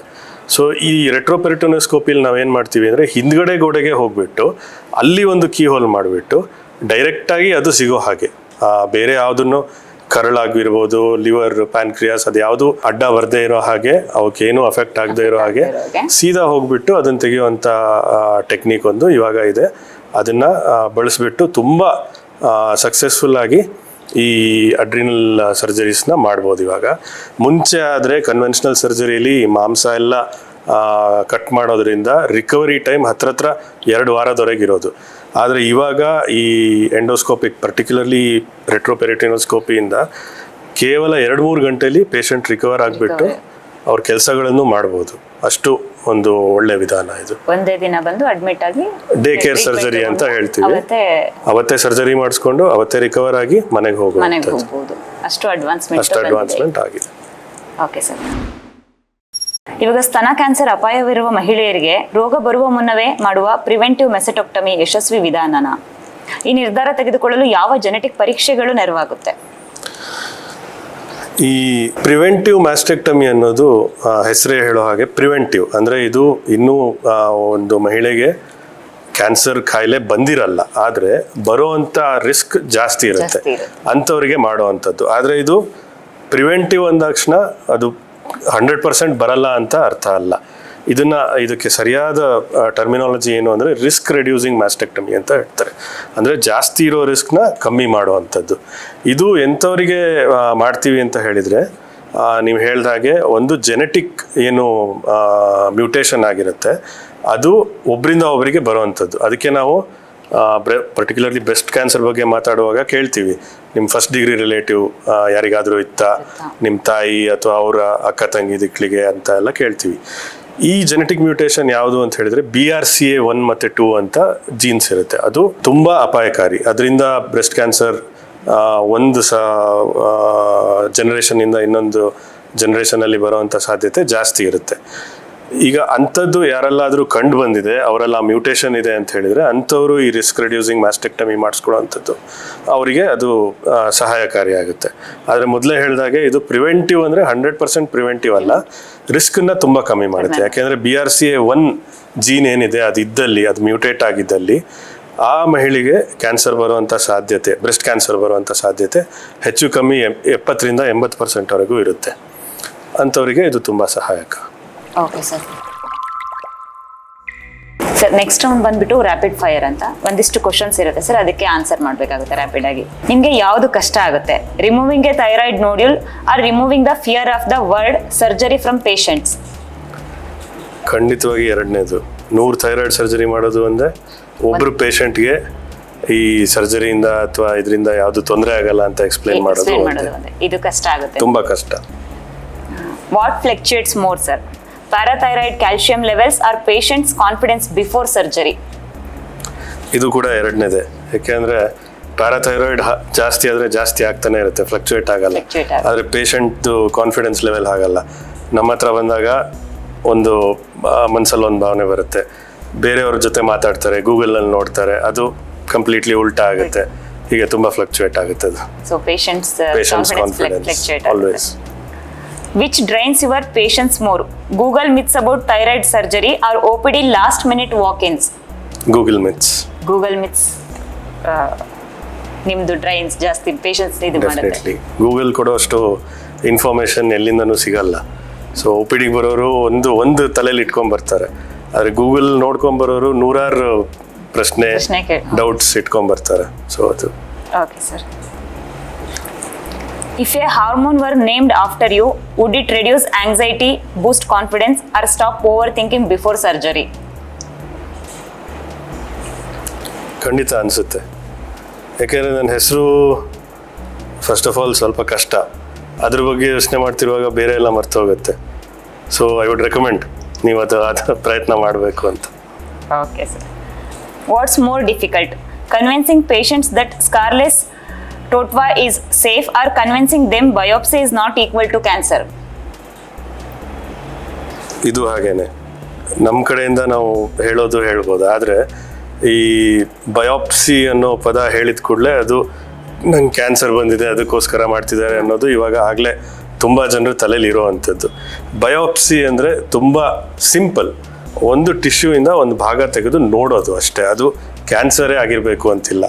ನಾರ್ಮಲ್ ಟಿಶ್ಯೂಯಿಂದನೂ ನಾವು ಬಯೋಪ್ಸಿ ಅಂತ ತೆಗಿತೀವಿ. ಬಯೋಪ್ಸಿ ಅಂದರೆ ಈಗ ಒಂದು ಹಣ್ಣಲ್ಲಿ ಒಂದು ಸಣ್ಣ ಚೂರು ತೆಗೆದಂಗೆ ಅಷ್ಟೇ. ಅದನ್ನು ತೆಗೆದುಬಿಟ್ಟು ನೋಡೋ ಅಂಥದ್ದು. ಅದು ಕ್ಯಾನ್ಸರಿಗೆ ಮಾತ್ರ ಮಾಡೋ ಅಂಥದ್ದಲ್ಲ, ತುಂಬ ಬೇರೆ ಬೇರೆ ಕಾರಣಗಳಿಗೂ ನಾವು ಅದನ್ನು ಬಳಸ್ಕೊಳ್ತೀವಿ. ಸೊ ಈ ಭಯ ಇರಬಾರ್ದು. ಆದರೆ ನೀವು ಹೇಳ್ದ ಹಾಗೆ ಎಲ್ಲರ ತಲೆಯಲ್ಲಿ ಏನು ಅಂದರೆ ಬಯೋಪ್ಸಿ ಅಂದರೆ ನಂಗೆ ಕ್ಯಾನ್ಸರ್ ಬಂದಿದೆ ಅದಕ್ಕೆ ಬಯೋಪ್ಸಿ ಮಾಡ್ತಿದ್ದಾರೆ, ಅದೊಂದು ಟ್ರೀಟ್ಮೆಂಟ್ ಅಂತ ಎಲ್ಲರೂ ಅನ್ಕೊಂಡ್ಬಿಟ್ಟಿದ್ದಾರೆ. Okay sir. Sir next round ಬಂದ್ಬಿಟ್ಟು ಸ್ಕೇಲ್ ಔಟ್ ಆಫ್ 5 ಅಂತ. ನಾವು ಸಮ್ ಕಂಡೀಷನ್ಸ್ನ ಹೇಳ್ತೀವಿ, ಅದರಲ್ಲಿ 1 to 5 ಅಲ್ಲಿ ಸ್ಕೋರ್ ಮಾಡಬೇಕಾಗುತ್ತೆ, ರಿಸ್ಕ್ ಲೆವೆಲ್ ಎಷ್ಟಿದೆ ಏನು ಅಂತ. ಫಸ್ಟ್ ಒನ್ ಬಂದ್ಬಿಟ್ಟು sir, ignoring thyroid swelling for years, complication risk ಎಷ್ಟು out of 5? 5 out of 5. 5 out of 5. ಯಾಕೆಂದರೆ ಥೈರಾಯ್ಡ್ ತುಂಬ ಅಕಾಮಡೇಟಿವ್, ಸಹಿಷ್ಣು. ನೀವು ಸ್ವಲ್ಪ ಇಗ್ನೋರ್ ಮಾಡಿದ್ರು ಅದು ಜಾಸ್ತಿ ತೊಂದರೆ ಮಾಡಲ್ಲ. ಆದರೆ ಜನರು ಹೆಚ್ಚಿನವ್ರು ಏನು ತಪ್ಪು ಮಾಡ್ತಾರೆ ಅಂದರೆ ಅದೇನು ತೊಂದರೆ ಕೊಡ್ತಿಲ್ಲ ಅಂತ ಹಾಗೆ ಬಿಡ್ತಾರೆ. ಅದು ಜಾಸ್ತಿ ಆದಷ್ಟು ಅದರಲ್ಲಿ ಕ್ಯಾನ್ಸರ್ ಬರುವಂಥ ಸಾಧ್ಯತೆ ಜಾಸ್ತಿ ಆಗ್ತಾ ಹೋಗುತ್ತೆ. So 5 out of 5. 5 out of 5. Okay sir. Next one sir, high calcium levels in hyperparathyroidism, body damage danger score ಎಷ್ಟು? ಇದಕ್ಕೆ ನಾನು 10 out of 5 ಅಂತ ಹೇಳ್ತೀನಿ. ಯಾಕೆಂದರೆ ಈ ಕ್ಯಾಲ್ಸಿಯಂ ಜಾಸ್ತಿ ಆದಾಗ ಅದು ಮೇಲಿಂದ ಕೆಳಗವರೆಗೆ ಎಲ್ಲ ಆರ್ಗನ್ಗಳ ಮೇಲೂ ಒಂದಲ್ಲ ಒಂದು ರೀತಿ ಪರಿಣಾಮ ಬೀರ್ತಾ ಇರುತ್ತೆ. ಆದರೆ ಅದು ಗೊತ್ತಾಗಲ್ಲ. ಈ ಪ್ಯಾರಾಥೈರಾಯ್ಡ್ ಹಾರ್ಮೋನ್ಗೆ ಅಥವಾ ಕ್ಯಾಲ್ಸಿಯಂಗೆ ತಂದೆ ಆದ ಯಾವ ಒಂದು ರೋಗ ಲಕ್ಷಣ ಅಂತ ಇಲ್ಲ. ಕೆಲವರಿಗೆ ಬರೀ ಸುಸ್ತು, ಕೆಲವರಿಗೆ ಬರೀ ಸಿಟ್ಟು ಬರ್ತಾ ಇರುತ್ತೆ, ಕೆಲವರಿಗೆ BP ಜಾಸ್ತಿ ಆಗುತ್ತೆ. ಸೊ ಹೀಗೆ ಅದು ಕಾಮನ್ ಆಗಿ ಅದನ್ನು ಕಂಡುಹಿಡೀಲಿಕ್ಕೆ ಸಾಧ್ಯ ಆಗಲ್ಲ. ಸೊ ಹೆಚ್ಚಿನವರು ಅಗೇನ್ ಅದನ್ನು ಏನಾಗಲ್ಲ, ಸುಸ್ತಾಗಿದೆ, ನೀರು ಕುಡಿಯೋಣ ಸರಿ ಹೋಗುತ್ತೆ, ಅಥವಾ ಇವರೇನು ಯಾವಾಗಲೂ ಸಿಟ್ ಮಾಡೋದು ಇದ್ದೇ ಇರುತ್ತೆ, ತಲೆ ಕೆಡಿಸ್ಕೋಬೇಡಿ ಅಂತ ಆ ರೀತಿ ಇಗ್ನೋರ್ ಮಾಡುವಂಥ ಚಾನ್ಸಸ್ ಜಾಸ್ತಿ ಇರುತ್ತೆ. ಹೆಚ್ಚಿನ ಪೇಷಂಟ್ಸ್ ನಮ್ಮ ಹತ್ರ ಬರಬೇಕಾದ್ರೆ ಯಾವುದಾದ್ರೂ ಒಂದು ದೊಡ್ಡ ಕಾಂಪ್ಲಿಕೇಶನ್ ಇಟ್ಕೊಂಡು ಬರ್ತಾರೆ. So this is the most dangerous. 10 out of 5. 10 out of 5. Okay sir. Breast ಲಂಪ್ಸ್ನ ಇಗ್ನೋರ್ ಮಾಡೋದು ಎಷ್ಟು dangerous out of 5 out of 4? Definitely 5 out of 5. 5 out of 5. ಯಾಕೆಂದರೆ ಈ ಲಂಪ್ ಅಥವಾ ಗಡ್ಡೆ ಅನ್ನೋದು ಅಲ್ಲಿ ಇರಬಾರ್ದು. ಅದು ಬಂದಿದೆ ಅಂತ ಹೇಳಿದರೆ ಅದು ನಾರ್ಮಲ್ ಅಲ್ಲ ಅಂತ ಅರ್ಥ. ಹಂಗಂದ್ ಮಾತ್ರಕ್ಕೆ ಅದು ಕ್ಯಾನ್ಸರೇ ಅಂತಲ್ಲ, ಆದರೆ ಅದು ಏನು ಅಂತ ತೋರಿಸ್ಕೊಬೇಕಾಗತ್ತೆ. ನಮ್ಮ ದೇಶದಲ್ಲಿ ಹೆಣ್ಮಕ್ಳು ಮಾಡೋವಂಥ ತಪ್ಪು ಅದನ್ನೇ, ಗಡ್ಡೆ ಇರುತ್ತೆ ತೋರಿಸ್ಕೊಳ್ಳಲ್ಲ. ಅದು ಈ ಕಡೆನೂ ಇರ್ಬೋದು ಆ ಕಡೆನೂ ಇರ್ಬೋದು, ಆದರೆ ಅದನ್ನು ತೋರಿಸ್ಕೊಂಡ್ಬಿಟ್ಟು ಏನು ಅಂತ ಕರೆಕ್ಟಾಗಿ ನೋಡಿಕೊಂಡಾಗ ಮುಂದೇನು ಬೇಕೋ ಅದನ್ನು ಮಾಡ್ಬೋದಾಗಿರುತ್ತೆ. ಟ್ರೀಟ್ಮೆಂಟ್ ಮಾಡ್ಲಿಕ್ಕೆ ಈಸಿ ಆಗುತ್ತೆ. Delaying thyroid cancer surgery risk escalation ಎಷ್ಟು ಔಟ್ ಆಫ್ 5? ಇದು ಕೂಡ 5 ಔಟ್ ಆಫ್ 5 ಆಗುತ್ತೆ. ಒಂದ್ಸಲ ಕ್ಯಾನ್ಸರ್ ಅಂತ ಗೊತ್ತಾದ್ಮೇಲೆ ಅದನ್ನು ಕೂಡಲೇ ಏನು ಚಿಕಿತ್ಸೆ ಮಾಡಿಸ್ಬೇಕು ಅದನ್ನು ಮಾಡಿಸುವಂಥದ್ದು ಒಳ್ಳೆಯದು. ಅದನ್ನು ಮುಂದೆ ಹಾಕೋದ್ರಲ್ಲಿ ಯಾವುದೇ ಉಪಯೋಗ ಇರಲ್ಲ. ಡಿಲೇ ಮಾಡಿದಷ್ಟು ರಿಸ್ಕ್ ಜಾಸ್ತಿ ಆಗುತ್ತೆ. Choosing cosmetic scar placement versus traditional incision, patient satisfaction score ಎಷ್ಟಿರುತ್ತೆ ಇವೆರಡರಲ್ಲಿ ಔಟ್ ಆಫ್ 5? ನಾನು ನೋಡಿರೋ ಪ್ರಕಾರ ಸ್ಕಾರ್ಲೆಸ್ ಸರ್ಜರೀಸ್ ಏನು ಇರ್ತದೆ, ಎಂಡೋಸ್ಕೋಪಿಕ್ ಇರ್ಬೋದು ಅಥವಾ ಆಂಕೋಪ್ಲಾಸ್ಟಿಕ್, ಅದರಲ್ಲಿ ಹೆಚ್ಚಿನವರಿಗೆ ತುಂಬ ಖುಷಿಯಾಗುತ್ತೆ. 5 ಔಟ್ ಆಫ್ 5 ಇರುತ್ತೆ. ಟ್ರೆಡಿಷ್ನಲ್ ಸ್ವಲ್ಪ ಕಮ್ಮಿ ಆಗೋ ಸಾಧ್ಯತೆ ಇರುತ್ತೆ, ಯಾಕೆಂದರೆ ನಮ್ಮ ಎಂಡೋಸ್ಕೋಪಿಕ್ ಥೈರಾಯ್ಡೆಕ್ಟಮಿನೇ ತೊಗೊಂಡ್ರೆ ಈ ಕುತ್ತಿಗೆಯಲ್ಲಿ ಯಾರಿಗೂ ಒಂದು ದೊಡ್ಡ ಗಾಯದ ಗುರುತು ಕಾಣೋದು ಇಷ್ಟ ಆಗಲ್ಲ. ಸೊ ಸ್ಕಾರ್ಲೆಸ್ ಮಾಡಿದವರು ತುಂಬ ಖುಷಿಯಾಗಿರ್ತಾರೆ. ಸರ್ ನೆಕ್ಸ್ಟ್ ರೌಂಡ್ ಬಂದ್ಬಿಟ್ಟು ನಾವು 2 ಕಂಡೀಷನ್ ಹೇಳ್ತೀವಿ, ಅದರಲ್ಲಿ ಯಾವ ಕಂಡೀಷನ್ ಅನ್ನೋದು ನೀವು ಸೆಲೆಕ್ಟ್ ಮಾಡಬೇಕಾಗುತ್ತೆ ಸರ್. ಮೊದಲನೇದಾಗಿ ಸ್ಕಾರ್ಲೆಸ್ ಟೋಟ್ವಾ ಅಥವಾ ಕನ್ವೆನ್ಷನಲ್ ನೆಕ್ ಇನ್ಸಿಷನ್, ಯಾವುದನ್ನ ಪೇಷಂಟ್ಸ್ ಪ್ರಿಫರ್ ಮಾಡ್ತಾರೆ ಜಾಸ್ತಿ?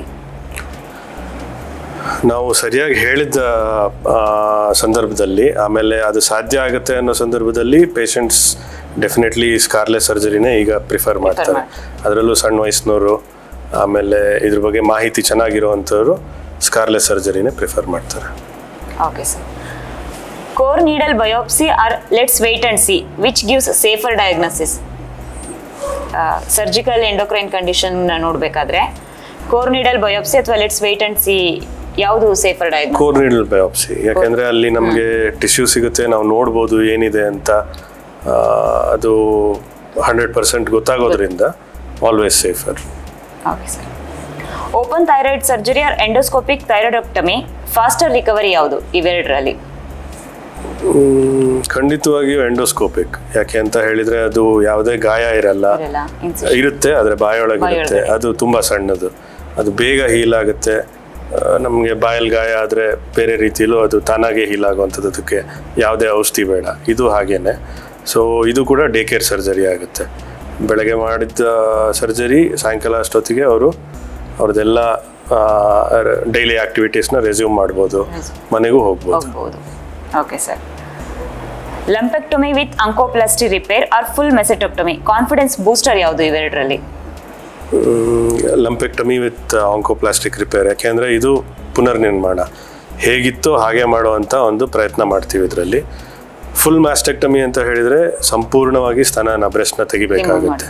ಸೊ ಕಾನ್ಫಿಡೆನ್ಸ್ ಬಗ್ಗೆ ಮಾತಾಡಿದಾಗ 100% oncoplastic surgery. Lumpectomy with oncoplastic surgery.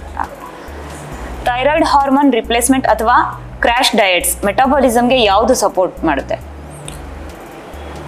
Crash diets result ಏನಾಗುತ್ತೆ ಅಂದರೆ ಕ್ರ್ಯಾಶ್ ಆಗುತ್ತೆ. Thyroid hormone replacement is always the safer option. ಯಾಕೆಂದರೆ ನಾವು ವೆಯ್ಟ್ ನೋಡಿಕೊಂಡು TSH ಅಂತ ಒಂದು ಹಾರ್ಮೋನ್ ಇರುತ್ತೆ, ಅಂದರೆ ಅದು ದೇಹಕ್ಕೆ ಎಷ್ಟು ಥೈರಾಯ್ಡ್ ಅಂಶ ಬೇಕು ಅಂತ ಅದು ನಮಗೆ ಒಂದು ಇಂಡಿಕೇಶನ್ ಕೊಡುತ್ತೆ. ಅದನ್ನು ನೋಡಿಕೊಂಡು ದೇಹದಲ್ಲಿ ಥೈರಾಯ್ಡ್ ಗ್ರಂಥಿ ಇದ್ದಿದ್ರೆ ಎಷ್ಟು ಉತ್ಪತ್ತಿ ಮಾಡ್ತಿತ್ತೋ ಅದೇ ಲೆವೆಲ್ಗೆ ನಾವು ರಿಪ್ಲೇಸ್ ಮಾಡ್ತೀವಿ. ಕ್ರ್ಯಾಶ್ ಡಯಟ್ ಸ್ವಲ್ಪ ದಿನಗಳ ಮಟ್ಟಿಗೆ ನಿಮಗೆ ರಿಸಲ್ಟ್ ಕೊಡ್ಬೋದು, ಆದರೆ ಅದು ಹಾಳು ಮಾಡುವಂಥ ಸಾಧ್ಯತೆ ಜಾಸ್ತಿ ಆಗಿರುತ್ತೆ. Okay sir. ಸರ್ ನೆಕ್ಸ್ಟ್ ಬಂದ್ಬಿಟ್ಟು ಗೂಗಲ್ ವರ್ಸಸ್ ಡಾಕ್ಟರ್ ಅಂತ. ಗೂಗಲ್ ಒಂದಿಷ್ಟು ಕಂಡೀಷನ್ಗಳಿಗೆ ಮಿತ್ಸ್ ಅಥವಾ ರಿಯಾಲಿಟಿನ ಕೊಟ್ಟಿದೆ, ಅದು ಕರೆಕ್ಟ್ ಅಥವಾ ಸರಿನೋ ಅಂತ ನೀವು ಹೇಳಬೇಕಾಗುತ್ತೆ ಸರ್. ಗೂಗಲ್ ಹೇಳ್ತಿದೆ ಸರ್ ಥೈರಾಯ್ಡ್ ಸರ್ಜರಿ ಮಾಡಿದ್ಮೇಲೆ ವಾಯ್ಸ್ ಪರ್ಮನೆಂಟ್ಲಿ ಚೇಂಜ್ ಆಗುತ್ತೆ ಅಂತ, ನೀವೇನು ಹೇಳ್ತೀರಾ? ಖಂಡಿತ ಇಲ್ಲ. ಈಗಾಗಲೇ ನಾವು ಡಿಸ್ಕಸ್ ಮಾಡಿದ ಹಾಗೆ ಇವತ್ತಿನ ದಿನದಲ್ಲಿ ಥೈರಾಯ್ಡ್ ಸರ್ಜರಿ ಅನ್ನೋದು ತುಂಬ ಸೇಫ್. ಹೆಚ್ಚಿನವರಿಗೆ ಯಾವುದೇ ರೀತಿ ಸಮಸ್ಯೆ ಆಗಲ್ಲ. ಇನ್ಫ್ಯಾಕ್ಟ್ 99% ಆರಾಮಾಗಿ ಅವ್ರ ಧ್ವನಿ ಹೇಗಿತ್ತೋ ಹಾಗೆ ಮನೆಗೆ ಹೋಗ್ತಾರೆ. ನೆಕ್ಸ್ಟ್ ಒನ್ ಬಂದ್ಬಿಟ್ಟು sir, breast lump is always A cancer ಅಂತ ಗೂಗಲ್ ಹೇಳ್ತಾ ಇದೆ, ನೀವೇನು ಹೇಳ್ತೀರಾ? ಇದು ಕಂಪ್ಲೀಟ್ಲಿ ಉಲ್ಟಾ. Breast lump is always not A cancer. ಹೆಚ್ಚಿನ ಪಕ್ಷ ಇದು ಬಿನೈನ್, ಏನು ಕ್ಯಾನ್ಸರೇ ಥರ ನಾರ್ಮಲ್ ಅಂತ ಹೇಳ್ತೀವಿ ಆ ಥರ ಗಡ್ಡೆ ಆಗಿರುತ್ತೆ.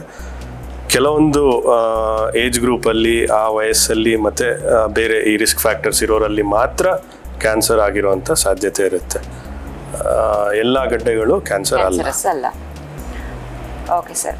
ಹಾಗೆ ಸ್ಕಾರ್ಲೆಸ್ ಥೈರಾಯ್ಡ್ ಸರ್ಜರಿ ಅನ್ಸೇಫ್ ಅನ್ನೋ ಮಾತುಗಳು ಕೇಳಿ ಬರ್ತಾ ಇದೆ, ಗೂಗಲ್ ಹೇಳ್ತಾ ಇರೋದು, ನೀವೇನು ಹೇಳ್ತೀರಾ ಸರ್?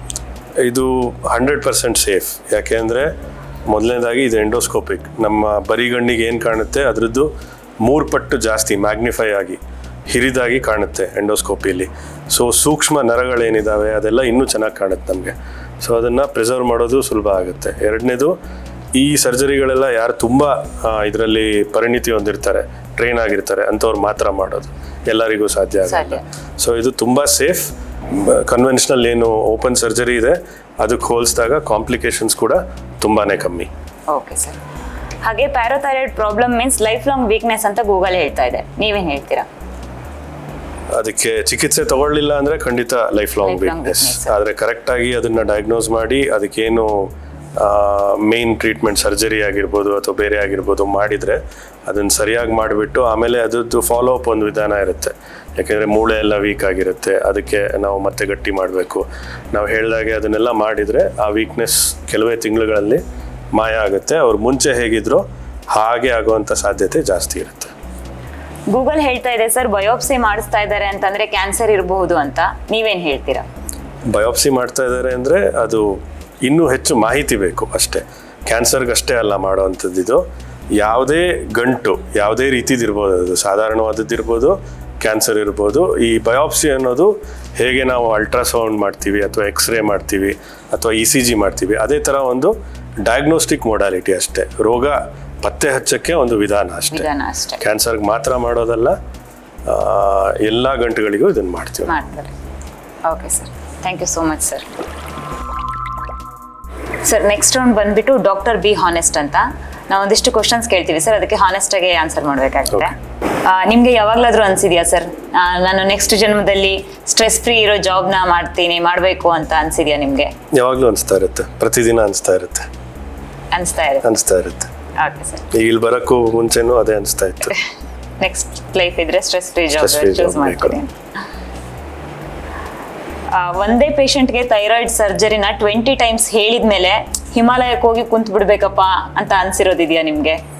ಸೇಮ್ ಪೇಷಂಟ್ಗೆ 20 ಟೈಮ್ಸ್ ಥೈರಾಯ್ಡ್ ಸರ್ಜರಿ ಅಂದರೆ ಈ ಥರ ಅಂತ ಹೇಳಿ ಅವ್ರಿಗೆ ಅರ್ಥ ಆಗದೆ ಇದ್ದಾಗ, ಅವ್ರು ಕನ್ವಿನ್ಸ್ ಆಗದೆ ಇದ್ದಾಗ, ಸಾಕಪ್ಪ ಇದು ಹೋಗಿ ಹಿಮಾಲಯದಲ್ಲಿ ಕುತ್ಕೊಂಡ್ಬಿಡೋಣ, ಆ ಥರ ಸಿಚುಯೇಷನ್ಸ್? ಇಲ್ಲ, ಅದು ತಪ್ಪಾಗುತ್ತೆ. ಯಾಕೆಂದರೆ ಪೇಷಂಟ್ಗೆ ಸರ್ಜರಿ ಬಗ್ಗೆ ಸರಿಯಾದ ಮಾಹಿತಿ ಅವರಿಗೆ ಅರ್ಥ ಆಗೋವರೆಗೆ ಕೊಡುವಂಥದ್ದು ನಮ್ಮದು ಕರ್ತವ್ಯ ಅದು. ಸೊ ಅವ್ರು 20 ಸಲ ಕೇಳಿದ್ರು ಹೇಳಬೇಕಾಗತ್ತೆ, ಇನ್ನೂ 5 ಸಲ ಜಾಸ್ತಿ ಕೇಳಿದ್ರು ಹೇಳಬೇಕಾಗತ್ತೆ. ಯಾವತ್ತೂ ಇನ್ಫ್ಯಾಕ್ಟ್ ಅವರು ಜಾಸ್ತಿ ಅವ್ರ ಡೌಟ್ಸ್ ಕೇಳಿ, ಪ್ರಶ್ನೆಗಳು ಕೇಳಿ, ಏನು ಅನುಮಾನ ದೂರ ಮಾಡ್ಕೊಳ್ತಾರಲ್ಲ, ಖುಷಿ ಆಗುತ್ತೆ ಅವಾಗ. ಯಾಕೆಂದ್ರೆ ಅವ್ರಿಗೆ ಅದ್ರ ಬಗ್ಗೆ ಸರಿಯಾಗಿ ಅರ್ಥ ಆಗಿದೆ ಅಂತ. ಓಕೆ ಸರ್, ಕೆಲವರು ಪೇಷಂಟ್ಸ್ 2 ಅವರು ಸರ್ಜರಿ ಆಗಬೇಕು, 2 ದಿನದಲ್ಲಿ ಗುಣ ಆಗಬೇಕು ಅಂತ ಇರ್ತಾರೆ, ಆ ಬಗ್ಗೆ ಏನು ಹೇಳ್ತೀರಾ? ಅದು ಸಹಜ.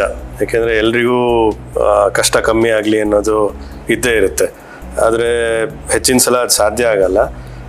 ಕೆಲವರಿಗೆ ಅರ್ಥ ಆಗುತ್ತೆ ನಾವು ಹೇಳ್ಕೊಟ್ಟಾಗ, ಕೆಲವರಿಗೆ ಅರ್ಥ ಆಗಲ್ಲ. ಆದರೆ ಅದು ಗೊತ್ತಾಗಬೇಕು ಅವರಿಗೆ, ಎಲ್ಲ ಸಮಯದಲ್ಲೂ ಅದು ಸಾಧ್ಯ ಆಗಲ್ಲ ಅಂತ. During OPD rush, have you ever imagined cloning yourself for 10 minutes? Interesting. ಇದು ಇಲ್ಲಿವರೆಗೆ ಬಂದಿರಲಿಲ್ಲ ಈ ಥರ, ಬಟ್ ಇನ್ನು ಮುಂದೆ ಯೋಚನೆ ಮಾಡ್ತೀನಿ. ಒಳ್ಳೆ idea. When patient says doctor surgery ಬೇಡ, ಹೋಮ್ ರೆಮಿಡಿ ಟ್ರೈ ಮಾಡ್ತೀನಿ, do you smile outside but cry inside? ಯಾವಾಗಲೂ ಆಗುತ್ತೆ. ಕ್ರೈ ಅಷ್ಟೇ ಅಲ್ಲ, ಕೆಲವೊಂದ್ಸಲ ಕೋಪನೂ ಬರುತ್ತೆ, ಒಂಥರ ಅಸಹಾಯಕತೆ. ಯಾಕೆಂದ್ರೆ ನಮಗೆ ಗೊತ್ತು ಅದ್ರದ್ದು ಪರಿಣಾಮ ಏನಾಗುತ್ತೆ ಅಂತ ಎಕ್ಸ್ಪ್ಲೇನ್ ಮಾಡಿರ್ತೀವಿ ಅವರಿಗೆ. ಆಮೇಲೆ ಈ ತರ ಯಾರು ಮಾಡ್ತಾರೆ ಅಂದ್ರೆ ಯಾರಿಗೆ ತುಂಬಾ ಕ್ರಿಟಿಕಲ್ ಇರುತ್ತೆ, ಯಾರು ಈ ಸರ್ಜರಿ ಇರ್ಬೋದು ಅಥವಾ ಇನ್ನೊಂದಿರ್ಬೋದು ಮಾಡಿಸ್ಕೊಳ್ಳೇಬೇಕಾಗಿರುತ್ತೆ, ಅಂಥವ್ರೇ ಈ ಥರ ಎಲ್ಲ ಮಾಡ್ತಾರೆ. ಸೊ ಅವಾಗ ನಮಗೆ ಒಂದು ರೀತಿ ಅಯ್ಯೋ ಗೊತ್ತಿದ್ದು ತಪ್ಪು ಮಾಡ್ತಿದ್ದಾರೆ ಅಂತ ಕೋಪ ಬರುತ್ತೆ. ಸರ್ ನೆಕ್ಸ್ಟ್ ಸೆಗ್ಮೆಂಟ್ ಬಂದ್ಬಿಟ್ಟು ಪ್ರಾಬ್ಲಮ್ ಆರ್ ನಾರ್ಮಲ್ ಅಂತ. ಒಂದು ಕಂಡೀಷನ್ ಹೇಳ್ತೀವಿ, ಅದು ಪ್ರಾಬ್ಲಮ್ ಅಥವಾ ನಾರ್ಮಲ್ ಅಂತ ಹೇಳ್ಬೇಕಾಗುತ್ತೆ. ಥೈರಾಯ್ಡ್ ಸ್ವೆಲ್ಲಿಂಗ್ ಪೇನ್ಲೆಸ್ ಆಗಿರೋದು ನಾರ್ಮಲ್ ಅಥವಾ ಪ್ರಾಬ್ಲಮ್? ಹೆಚ್ಚಿನ ಸಮಯ ಪ್ರಾಬ್ಲಮ್ ವಿಚ್ ಇಸ್ ನಾರ್ಮಲ್ ಅಂತ ಹೇಳ್ಬೋದು. ಅಂದರೆ ಥೈರಾಯ್ಡ್ ಸ್ವೆಲ್ಲಿಂಗ್ ಹೆಚ್ಚಿನ ಪಕ್ಷದಲ್ಲಿ ಪೇನ್ಲೆಸ್ ಆಗೇ ಇರುತ್ತೆ. ಪೇಯ್ನ್ ಬಂತು ಅಂದರೆ ಅದು ಸ್ವಲ್ಪ ಸೀರಿಯಸ್ನೆಸ್ನ ತೋರಿಸುತ್ತೆ. ಪೇಯ್ನ್ ಇಲ್ಲ ಅಂತ ಅದನ್ನು ಹಾಗೆ ಬಿಟ್ಕೊಬಾರ್ದು. ಯಾಕೆಂದರೆ ಕುತ್ತಿಗೆಯಲ್ಲಿ ಯಾವುದೇ ರೀತಿ ಗಡ್ಡೆ ಆಗಲಿ ಅಥವಾ ಇದು ಇರಬಾರ್ದು. ಅದು ಬಂದಿದೆ ಅಂತ ಹೇಳಿದ್ರೆ ಅದೇ problem. Okay sir. Next neck lump suddenly visible ಆಗೋದು ನಾರ್ಮಲ್ ಅಥವಾ ಪ್ರಾಬ್ಲಮ್? ಮತ್ತೆ ಪ್ರಾಬ್ಲಮ್ ಹೇಳ್ದಲ್ಲ, ಕುತ್ತಿಗೆಯಲ್ಲಿ ಇರಬಾರ್ದು ಬೇರೆ ಗಡ್ಡೆಗಳು. ಕುತ್ತಿಗೆಯಲ್ಲಿ ಯಾವ ಅಂಗಗಳು ಇರಬೇಕು ಅವು ಮಾತ್ರ ಇರಬೇಕು. ಆ ಜಾಗದಲ್ಲಿ ಬೇರೆ ಯಾವುದೋ ಗಡ್ಡೆ ಬಂದಿದೆ, ಅದು ಬೇಗ ಬೆಳೀತಾ ಇದೆ ಅಂತ ಹೇಳಿದ್ರೆ, ಸಡನ್ ಆಗಿ ಬಂದಿದೆ ಅಂತ ಹೇಳಿದ್ರೆ definitely problem. Calcium levels repeatedly high ಆಗ್ತಾ ಇರೋದು ನಾರ್ಮಲ್ ಅಥವಾ ಪ್ರಾಬ್ಲಮ್? ಇದು ಪ್ರಾಬ್ಲಮ್ ಅಂತಾನೆ ಹೇಳ್ಬೋದು. ಆದರೂ ಕೆಲವರಿಗೆ ಯಾವುದೇ ಕಾರಣ ಇಲ್ಲದೆ ಕ್ಯಾಲ್ಸಿಯಂ ಲೆವೆಲ್ ಸ್ವಲ್ಪ ಹೆಚ್ಚು ಕಮ್ಮಿ ಆಗ್ತಾ ಇರುತ್ತೆ. ಆದರೆ ಹೆಚ್ಚಿನ ಪೇಷಂಟ್ಸ್ಗೆ ಅದು ರಿಪೀಟೆಡ್ಲಿ ಜಾಸ್ತಿ ಆಗ್ತಾ ಇದೆ ಅಂತ ಹೇಳಿದರೆ ಅದು ಯಾವುದೋ ಪ್ಯಾರಾಥೈರಾಯ್ಡ್ ಪೆಥಾಲಜಿ ಅಥವಾ ಇನ್ನೊಂದನ್ನು ಇಂಡಿಕೇಟ್ ಮಾಡ್ತಾ ಇರುತ್ತೆ. So problem. Monthly hormonal cycle ಇಂದ ಬ್ರೆಸ್ಟ್ ಪೇನ್ ಬರೋದು ನಾರ್ಮಲ್ ಅಥವಾ ಪ್ರಾಬ್ಲಮ್? ನೀವೇನು ಅನ್ಕೊಂತೀರಾ? ನಮಗೆಲ್ಲ ಹೇಳಿದ್ರೆ ನಾರ್ಮಲ್ ಅಂತ ಅನ್ಕೊಳ್ತೀವಿ. Correct, normal. ಹೇಗೆ ಪೀರಿಯಡ್ಸ್ ಟೈಮಲ್ಲಿ ಕಾಲು ನೋವು, ಸೊಂಟ ನೋವು ಎಲ್ಲ ಬರುತ್ತೋ ಇದು ಅದೇ ಥರ. ಹಾರ್ಮೋನಲ್ ಆ್ಯಕ್ಟಿವಿಟಿ ಜಾಸ್ತಿ ಆಗೋದ್ರಿಂದ ಕೆಲವರಿಗೆ ಸ್ವಲ್ಪ ಮಟ್ಟಿಗೆ ಬರುತ್ತೆ, ಕೆಲವರಿಗೆ ತುಂಬ ಅದು ಅಸಹನೀಯ ಅನಿಸೋಷ್ಟು ಮಟ್ಟಿಗೆ ನೋವು ಬರುತ್ತೆ. ಆದರೆ ಅದು ನಾರ್ಮಲ್. ನೋವು ಬರೋದು ನೋವು ನಾರ್ಮಲ್ ಅಲ್ಲ, ಆದರೆ ನೋವು ಬರುವಂಥ ಪ್ರಕ್ರಿಯೆ ನಾರ್ಮಲ್ ಆಗುತ್ತೆ. ಸೊ ಅದ್ರ ಬಗ್ಗೆ ಈ ಸೈಕ್ಲಿಕಲ್ ಮ್ಯಾಸ್ಟಾಲ್ಜಿಯಾ ಅಂತ ಹೇಳ್ತೀವಿ ಅದಕ್ಕೆ, ಅದ್ರ ಬಗ್ಗೆ ಯಾವುದೇ ರೀತಿ ಭಯ ಇಟ್ಕೊಬಾರ್ದು. ಈಗ ಕೆಲವರಿಗೆ ಇಯರ್ಲಿ ಒಂದೆರಡು ತಿಂಗಳು ಬಂತು ಅಂತ ಅಂದರೆ, ಕೆಲವರಿಗೆ ಅಕೇಶನಲ್ಲಿ ಬರುತ್ತೆ ಸರ್. ಕಂಟಿನ್ಯೂಸ್ ಬಂತು ಅಂದರೆ 12 ತಿಂಗಳಿಗೂ ಆ ಥರ ಪೇಯ್ನ್ ಬಂತು ಅಂದರೆ ಅವಾಗ ಯಾವ ಥರ ತಗೋಬೇಕಾಗುತ್ತೆ? ಆವಾಗ ಸ್ವಲ್ಪ ಅದನ್ನು ನೋಡಬೇಕಾಗುತ್ತೆ, ಯಾಕೆ ಬರ್ತಾ ಇದೆ ಈ ಥರ ಕಂಟಿನ್ಯೂಸ್ ಆಗಿ ಅಂತ. ಈ ಬ್ರೆಸ್ಟ್ ಪೇನಿಗೆ ಪೀರಿಯಡ್ಸ್ ಅಲ್ಲದೆ ಬೇರೆ ಕಾರಣಗಳು ಇರುತ್ತೆ. ಅದು ಪೀರಿಯಡ್ಸ್ ಜೊತೆಗೆ ಬಂದು ಹೋಗೋದಾದರೆ ಅದು ನಾರ್ಮಲ್ ಅಂತ ಕನ್ಸಿಡರ್ ಮಾಡ್ಬೋದು. ಅದು ಪದೇ ಪದೇ ಬರ್ತಾ ಇದೆ ಅಥವಾ ಥ್ರೂಔಟ್ ಹಾಗೇ ಇರ್ತಾ ಇದೆ, ಕಮ್ಮಿ ಆಗ್ತಿಲ್ಲ ಅಂತ ಹೇಳಿದರೆ ಬೇರೆ ಕಾರಣಗಳನ್ನು ನಾವು ಹುಡುಕಬೇಕಾಗತ್ತೆ. ಆವಾಗ ಡಾಕ್ಟರ್ನ ಕನ್ಸಲ್ಟ್ ಮಾಡೋದು ಒಳ್ಳೆಯದು. ಥೈರಾಯ್ಡ್ ಸರ್ಜರಿ ಆದಮೇಲೆ ವಾಯ್ಸು ಸ್ಲೈಟ್ಲಿ ಹಾರ್ಸ್ ಆಗೋದು ನಾರ್ಮಲ್ ರಿಕವರಿನಾ ಅಥವಾ ಪ್ರಾಬ್ಲಮ್ಯಾಟಿಕ್? ಅದು ನಾರ್ಮಲ್. ಯಾಕೆ ಅಂದರೆ ನಾವು ಎಷ್ಟೇ ಚೆನ್ನಾಗಿ ಸರ್ಜರಿ ಮಾಡಿದ್ರೂ ಅಲ್ಲಿ ಒಂದು ರೆಕರೆಂಟ್ ಲಾರಿಂಜಲ್ ನರ್ವ್ ಅಂತ ಇರುತ್ತೆ. ಅದು ನಮ್ಮ ಧ್ವನಿ ಬರೋಕ್ಕೆ ಕಾರಣ ಆಗುವಂಥ ನರ. ಈ ನರ ಅನ್ನೋದು ತುಂಬ ಸೆನ್ಸಿಟಿವ್ ಇರುತ್ತೆ. ಅದನ್ನು ಮುಟ್ಟಬಾರ್ದು ಅಂತ ಪ್ರಕೃತಿ ಹೇಗೆ ಮಾಡಿರುತ್ತೆ ಅಂದರೆ ಅದು ಸಿಗದೇ ಇರುವಂಥ ಜಾಗದಲ್ಲಿ ಇಟ್ಟಿರುತ್ತೆ. ಈ ಧ್ವನಿ ನರನ ಥೈರಾಯ್ಡ್ ಹಿಂದ್ಗಡೆ ಇಟ್ಟಿರುತ್ತೆ. ಅದು ನಾವು ಸ್ವಲ್ಪ ಹೀಗೆ ಅಲ್ಲಾಡಿಸಿದ್ರೂ ಅದು ಸ್ವಲ್ಪ ಓವರ್ ರಿಯಾಕ್ಟ್ ಮಾಡುವಂಥ ಸಾಧ್ಯತೆ ಇರುತ್ತೆ. ಸೊ ಕೆಲವು ಪೇಷಂಟ್ಸ್ಗೆ ಒಂದು 5-6 ದಿನಗಳ ಮಟ್ಟಿಗೆ ಹೋರ್ಸ್ ವಾಯ್ಸ್ ಅಂದರೆ ಗಡ್ಸಾಗುವಂಥ ಸಾಧ್ಯತೆ ಇರುತ್ತೆ. ಅದಕ್ಕೆ ಏನೂ ಮಾಡೋ ಅಗತ್ಯ ಇರಲ್ಲ, ಅದು ತಾನಾಗೆ ಸರಿ ಹೋಗುವಂಥದ್ದು. ಆ ಥರ ಆದರೆ ಹೆದರೋ ಅವಶ್ಯಕತೆ ಇರಲ್ಲ. Okay sir, thank you so much sir. Sir next ಇದು ಸರ್, ಎಲ್ಲ ಡಾಕ್ಟರ್ ಲೈಫಲ್ಲೂ ಅವ್ರದ್ದೇ ಆದಂಥ ಒಂದು ಪರ್ಟಿಕ್ಯುಲರ್ ಕೇಸ್ ಇರುತ್ತೆ, ಫೇವ್ರೇಟ್ ಅದ ಕೇಸ್ ಅಂತನೋ ಅಥವಾ ಯಾವಾಗಲೂ ನೆನಪಿರುತ್ತೆ ಈ ಕೇಸು, ಸದಾ ಕಾಡ್ತಾ ಇರುತ್ತೆ, ನನಗೆ ತುಂಬ ಎಂಜಾಯ್ ಮಾಡ್ತೀನಿ ಈ ಕೇಸ್ನ ಅಂತ ಎಲ್ಲ ಡಾಕ್ಟರ್ಸ್ಗೂ ಆ ಥರ ಒಂದು ಕೇಸ್ ಇರುತ್ತೆ ಸರ್. ನಿಮ್ಮ ಲೈಫಲ್ಲಿ ಆ ಥರ ಯಾವ ಕೇಸ್ ಇದೆ ಸರ್? ನನ್ನ ಫೇವ್ರೇಟ್ ಒಂದು ಕೇಸ್ ಇದೆ. ಅದು ಸರ್ಜಿಕಲಿ ತುಂಬ ಚಾಲೆಂಜಿಂಗ್ ಆಗಿತ್ತು ಅದೊಂದು. ಆಮೇಲೆ ಸರ್ಜರಿ ಆದಮೇಲೆ ಏನಾಯಿತು ಅನ್ನೋದು ಇಂಟ್ರೆಸ್ಟಿಂಗ್ ಅವ್ರ ವಿಷಯದಲ್ಲಿ. ಈ ಒಬ್ಬರು ಆಲ್ಮೋಸ್ಟ್ ಒಂದು 55-60 ವರ್ಷದವರು. ಅವರು ಸುಮಾರು 25 ವರ್ಷದಿಂದ ಒಂದು ಥೈರಾಯ್ಡ್ ಗಡ್ಡೆ ಹಾಗೆ ಅವರಿಗೆ ಬಂದಾಗ ನಾನು ಕೇಳಿದೆ ಯಾವ ಗೊಬ್ಬರ ಹಾಕಿ ಬೆಳೆಸಿದ್ದೀರಾ ಅಂತ. ಯಾಕೆಂದರೆ ಅಷ್ಟು ದೊಡ್ಡ ಆಯ್ತದು. ಅದು ತೆಗೆದ್ಮೇಲೆ ಅದ್ರ ವೆಯ್ಟ್ ನೋಡಿದಾಗ 1800 ಗ್ರಾಮ್ ಇತ್ತದು, ಆಲ್ಮೋಸ್ಟ್ 2 kg ಅಷ್ಟು. ಸೊ ಅವರು ಏನಾಯಿತು ಅಂದರೆ ಅವ್ರದ್ದು ತಪ್ಪಲ್ಲ, ಹೋಗಿದ್ದಾರೆ ಬೇರೆ ಬೇರೆ ಕಡೆ. ಹೋದಲ್ಲೆಲ್ಲ ಅವರಿಗೆ ಸ್ಟಾರ್ಟಿಂಗಲ್ಲಿ ಏನೂ ಆಗಲ್ಲ ಅಂತ ಹೇಳಿದ್ದಾರೆ. ಆಮೇಲೆ ನೀವು ಇಷ್ಟೊತ್ತು ಡಿಸ್ಕಸ್ ಮಾಡಿದ್ರಲ್ಲ, ಆಪ್ರೇಷನ್ ಮಾಡಿದರೆ ವಾಯ್ಸ್ ಹೋಗುತ್ತೆ ಅಂತ ಹೆದರಿಸ್ಬಿಟ್ಟು ಅವರು ಹೆದರ್ಕೊಂಡು ಹಾಗೆ ಬಿಟ್ಟಿದ್ರು. ಆಮೇಲೆ ತುಂಬ ದೊಡ್ಡ ಆಸ್ಪತ್ರೆಗೆಲ್ಲ ಹೋಗಿದ್ರು, ಆದರೆ ಅಲ್ಲಿ ಅವ್ರನ್ನ ಬೇರೆ ಬೇರೆ ಕಾರಣಗಳಿಗೆ ಅವರಿಗೆ ಆಪ್ರೇಷನ್ ಆಗಲ್ಲ ಅಂತನೋ ಅಥವಾ ಬೇರೆ ಏನಾದರೂ ಹೇಳಿ ಅವ್ರನ್ನ ಕಳಿಸ್ತಾ ಇದ್ರು. ಇಲ್ಲಿ ಬಂದಮೇಲೆ ನಾವು ಸರ್ಜರಿ ಮಾಡಿದ್ವಿ, ಚೆನ್ನಾಗಾದರು. ಸರ್ಜರಿ ವಾಸ್ ಚಾಲೆಂಜಿಂಗ್, ಬಟ್ ಅದಾಯಿತು, ಅದು ನಮ್ಮದು ರೂಟೀನ್ ಇದರಲ್ಲಿ ಆಗುತ್ತೆ.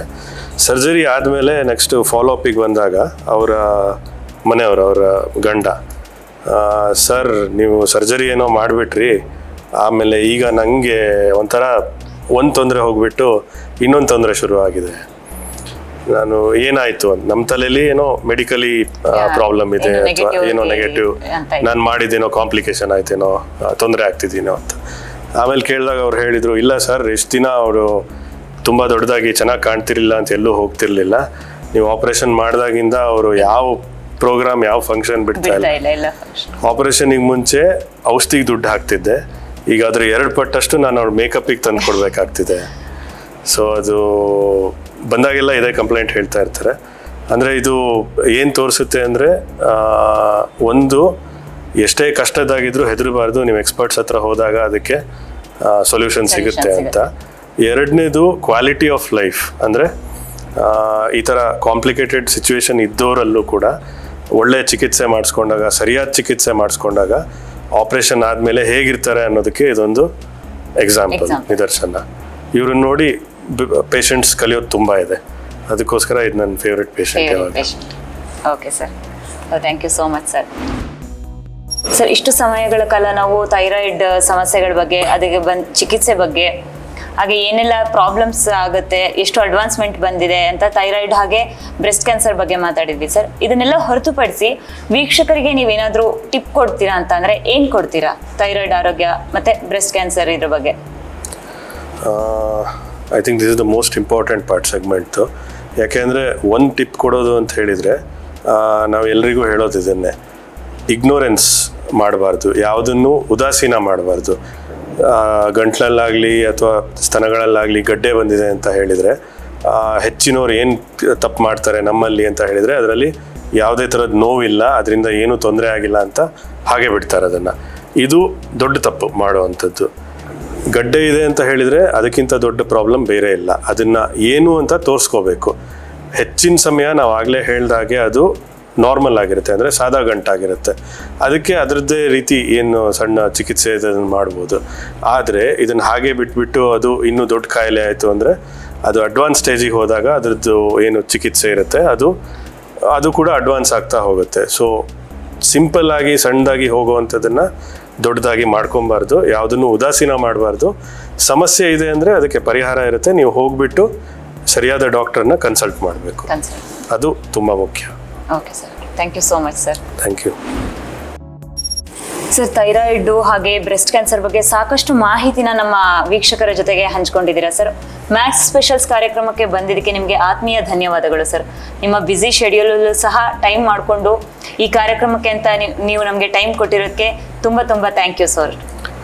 ಇಲ್ಲಿ ಮಾತಾಡಿ ಸ್ವಲ್ಪ ಇನ್ಫಾರ್ಮೇಶನ್ ಹಂಚ್ಕೊಳ್ಳೋಕೆ ಅವಕಾಶ ಕೊಟ್ಟಿದ್ದಕ್ಕೆ ನಿಮ್ಗೆ ಧನ್ಯವಾದಗಳು. Thank you so much. ನೋಡಿದ್ರಲ್ಲ, ಇಷ್ಟು ಸಮಯಗಳ ಕಾಲ ಥೈರಾಯ್ಡ್ ಹಾಗೆ ಪ್ಯಾರಾಥೈರಾಯ್ಡ್ ಬಗ್ಗೆ ಸಾಕಷ್ಟು ವಿಚಾರಗಳನ್ನ ತಜ್ಞರಿಂದ ತಿಳಿದುಕೊಂಡ್ವಿ. ಹಾಗೆ ಬ್ರೆಸ್ಟ್ ಕ್ಯಾನ್ಸರ್ ಬಗ್ಗೆನೂ ಸಹ ನಾವು ತಿಳ್ಕೊಂಡ್ವಿ. ಅಷ್ಟೇ ಅಲ್ಲದೆ ಯಾವುದೆಲ್ಲ ಅಡ್ವಾನ್ಸ್ಡ್ ಟೆಕ್ನಾಲಜಿ ಥೈರಾಯ್ಡ್ ಸರ್ಜರಿಗೆ ಬಂದಿದೆ ಅನ್ನೋದನ್ನ ತಿಳ್ಕೊಂಡ್ವಿ. ನೀವೇನಾದರೂ ಥೈರಾಯ್ಡ್ ಅಥವಾ ಬ್ರೆಸ್ಟ್ ಕ್ಯಾನ್ಸರ್ ಸಮಸ್ಯೆಯಿಂದ ಬಳಲ್ತಾ ಇದ್ರೆ ಅಥವಾ ನಿಮಗೆ ಹೆಚ್ಚಿನ ಮಾಹಿತಿ ಹಾಗೂ ಚಿಕಿತ್ಸೆ ಬೇಕಿತ್ತು ಎಂದಲ್ಲಿ ಮ್ಯಾಕ್ಸ್ ಸೂಪರ್ ಸ್ಪೆಷಾಲಿಟಿ ಆಸ್ಪತ್ರೆಯ ಎಂಡೋಕ್ರೈನ್ ತಜ್ಞರನ್ನ ಸಂಪರ್ಕಿಸಿ. ಆರೋಗ್ಯದ ಬಗ್ಗೆ ಹೆಚ್ಚಿನ ಮಾಹಿತಿಗೆ ಡಾಕ್ಟರ್ ಮೂಲಕ ತಿಳಿಯಲು ಮ್ಯಾಕ್ಸ್ ಸೂಪರ್ ಸ್ಪೆಷಾಲಿಟಿ ಆಸ್ಪತ್ರೆಯ ಯೂಟ್ಯೂಬ್ ಹಾಗೂ ಸೋಷಿಯಲ್ ಮೀಡಿಯಾ ಚಾನೆಲ್ಗಳನ್ನು ಹಿಂದೆ ಸಬ್ಸ್ಕ್ರೈಬ್ ಮಾಡಿ.